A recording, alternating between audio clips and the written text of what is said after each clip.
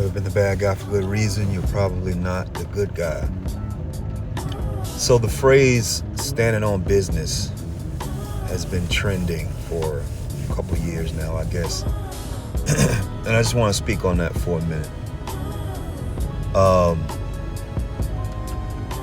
It's more than just a cute little saying, to express commitment, I guess,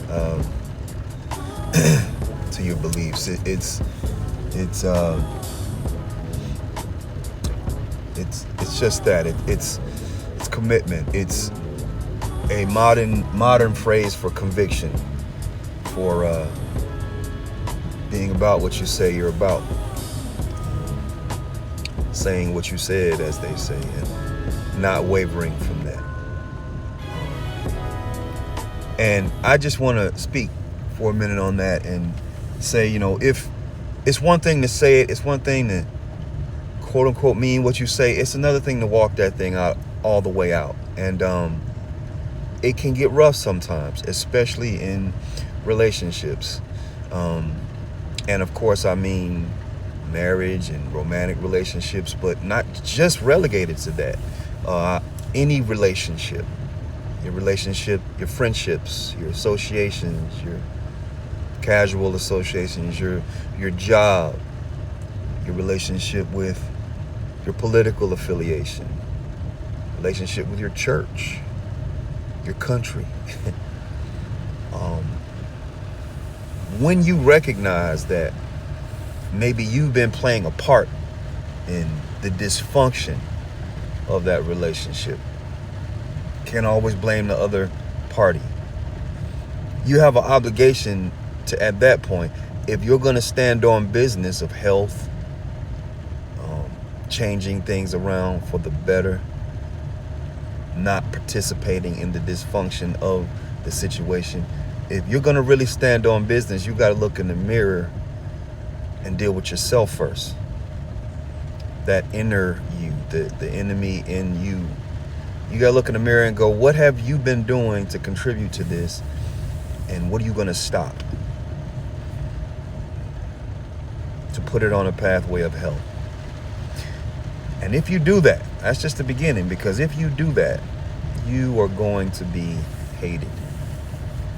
If you participated in any kind of dysfunctional situation or relationship for a long time, both parties have gotten used to the dysfunction.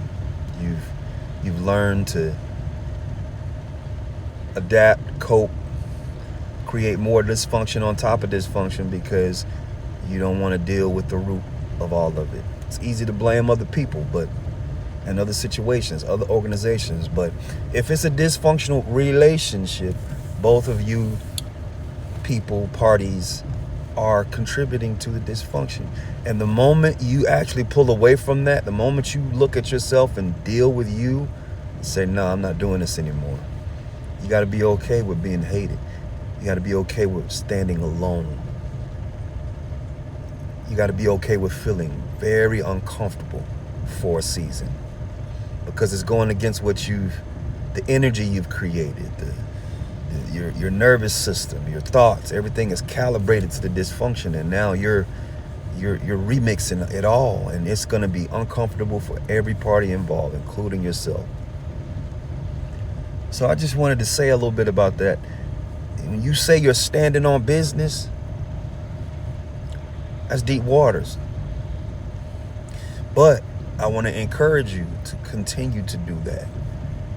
As you encourage myself to do it in the areas I need to do it and am doing it.